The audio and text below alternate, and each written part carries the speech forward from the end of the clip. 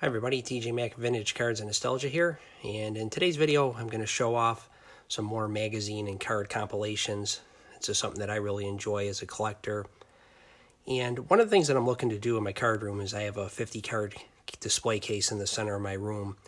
I've been looking to replace that for a while with a new 50 card case, but instead I'm thinking of putting together a custom made magazine and card display, something that I can change out, or maybe I'd have the magazine in the center and then 4 graded cards on the sides of it, or even do like 4 graded cards on the sides and then 3 underneath. I'm still trying to figure out the design, but it's something that I want to do. I just have to find somebody that help make it a reality. So there's probably some custom wood makers, display makers, probably a better way of saying it, in the area that can help me with such a project. But anyway, what I want to do today is, again, show off some different compilations. Magazine collecting has really enhanced my card collecting experience. I've talked about how I'm predominantly a 50s to 80s card collector, and my list of cards I need or would like to acquire, don't need them, but I'd like to acquire from those eras is shrinking, and I just want to add more cards to my collection, or more magazines to my collection, to complement the cards that I have. And just having a lot of fun doing it. I know quite a bit about the cards issued between the 50s and the 80s. I don't know as much about the magazines, so it has been a lot of fun learning about the different issues and covers, and I'm having a really good time showing the magazines and the cards together, and it's injected a new interest into my collecting that I didn't have before. So without further ado, here's more magazine and card compilations. Here's the 1967 Sport magazine with Frank Robinson, of course, on the cover. He was the man of the year, as you can see up there. And on the sides of him is the 67, 68, 69, and 71 tops. And what's really neat about this is you can obviously interchange different cards of him. I went with the Baltimore Orioles cards here, but you could also do him with the Dodgers, the Reds, as well as the Indians and the Baltimore Orioles. So you can do one of him with each of those 4 teams. That would make for a pretty neat display as well. You could do other Orioles from that era, like Boog Powell, Mike Cuellar, Jim Palmer, Brooks Robinson. It's pretty neat, the possibilities you can do with your displays when you have certain items in your collection, and it can really capture a certain era of baseball very nicely, I think. Here's a close-up view of the 67, 68, and 69 tops Frank Robinson. All beautiful examples of these cards. And there's the 1971 on the end.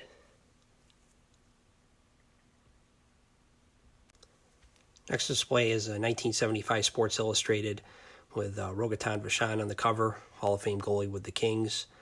And then surrounding him on each side is the 75 tops Vachon, 74 tops on the top, and then across is Marcel Dionne from 1977 and a 78 tops.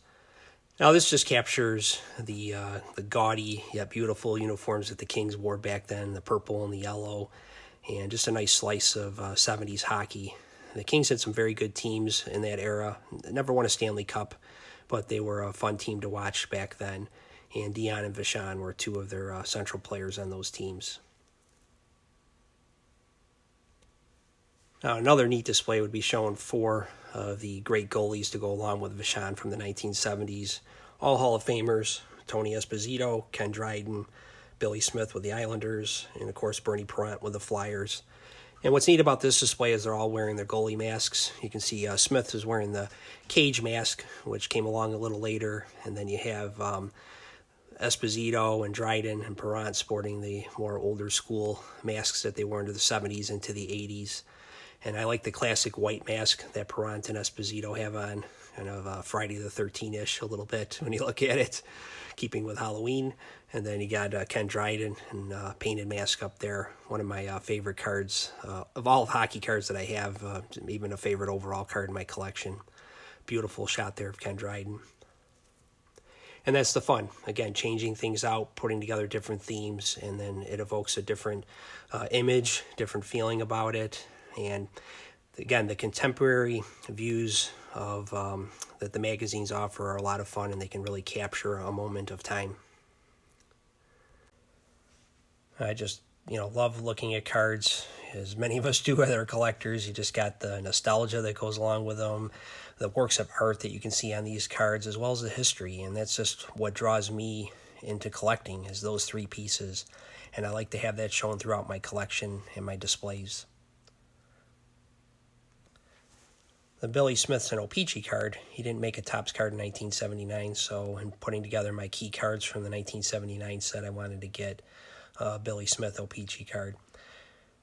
Once again, all wonderful examples of these cards, and just love displaying them. Here's my Bert Jones display, and you have the 76 Sport Magazine cover from his MVP season, along with the 74 Topps rookie card, which is a recent pickup. Haven't shown that before.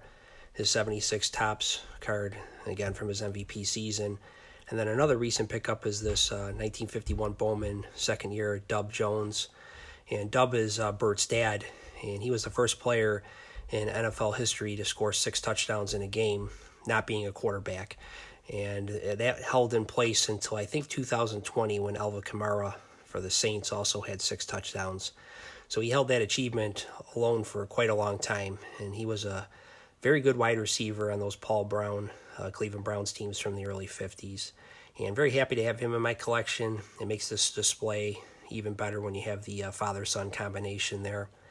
And Bert Jones is probably my second favorite quarterback from the 70s, other than Roger Staubach.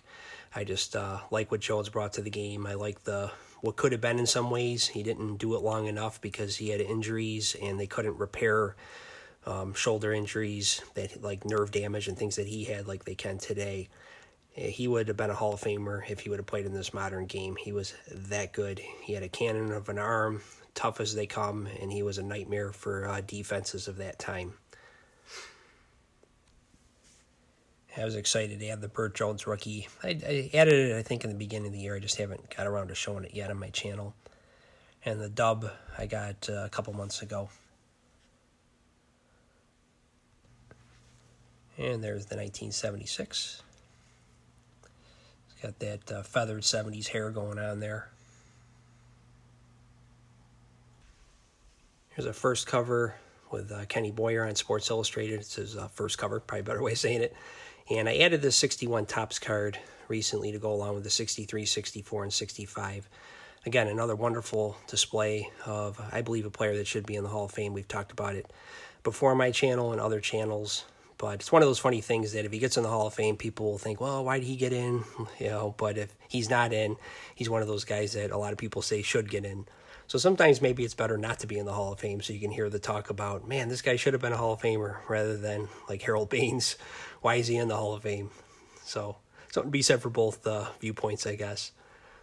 One of the other things that I was thinking of doing with this display is adding the other great third baseman of that time to go with Boyer, like as Ron Santo and then Clete Boyer, as well as Brooks Robinson. That would be another neat-looking display you can do with this magazine cover.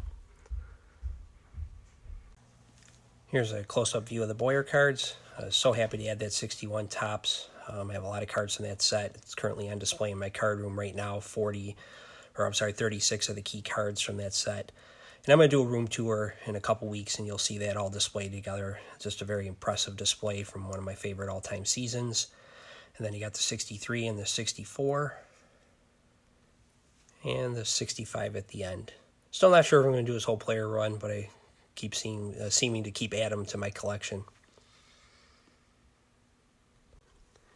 Here's an SI cover that I jumped on when I saw it. This is the first cover of Stan Mikita from January 1965. A wonderful, wonderful magazine. And when it comes to Sports Illustrated and other magazines like Sport, some of them, if you see a newsstand copy of a certain issue and it's a decent price, you need to jump on it, because you might not see another one for a while. And if you do, it might not be in a very nice condition. So I scooped this up when I saw it, and you got to have a little budget available sometimes to get these magazines. And the market's kind of hard to tell how much you should pay for them or not. This one I paid about $35 for, probably a little less than that actually, with shipping and tax and everything. And I just think it's a great piece to have in your collection. Mikita's one of the top probably 30 forwards of all time, and he just looks great surrounded by these other cards of his from 69, 71, 76, and 79 tops. Or actually, no, peachy, sorry. Makes for an impressive display. It's a close review of the Mikita card. It's the 69. You got the 71. And I've mentioned before the Mikita was one of the early players to wear a helmet. And you can tell this is a warm-up photo here. He doesn't have a helmet on. You can see several Blackhawks behind him. And then on the end here, I'll just slide it over. You have the 79 O-Pee-Chee, which was his last card. For Mikita, I have all his cards, either tops or O-Pee-Chee, from 68 until 79, and then I have his 61. His first card was 1960, so I got some work to do with some of his other cards. I'm not going to get the whole run, but there's a few from the 60s I'd like to add at some point beyond the 61, 68, and 69.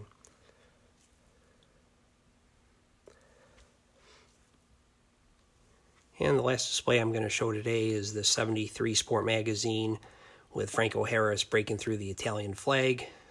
For those who know Franco, he was part African-American, part Italian. And it says here in Pittsburgh, Franco Harris and his Italian army. Very cool cover here.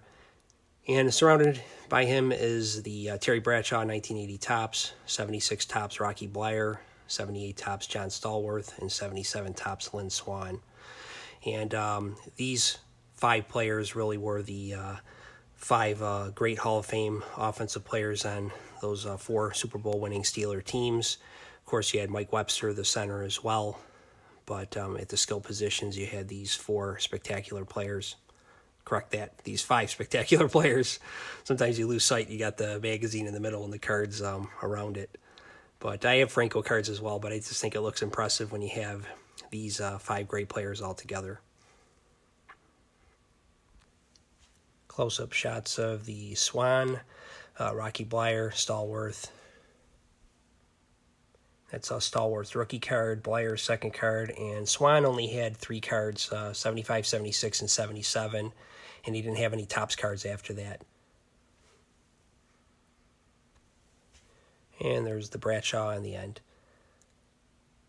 So I hope you enjoyed this compilation video of my different covers and cards, and just give you a little bit of the direction I'm going with my collecting, as well as how I'm displaying some pieces in my card room. And again, I'll do a card room video in a couple weeks. It's not going to obviously have the magazine display that I'm thinking of putting together, but I'm just going to show off what I got going on in my card room right now. Everybody have a great weekend, and we'll talk again soon.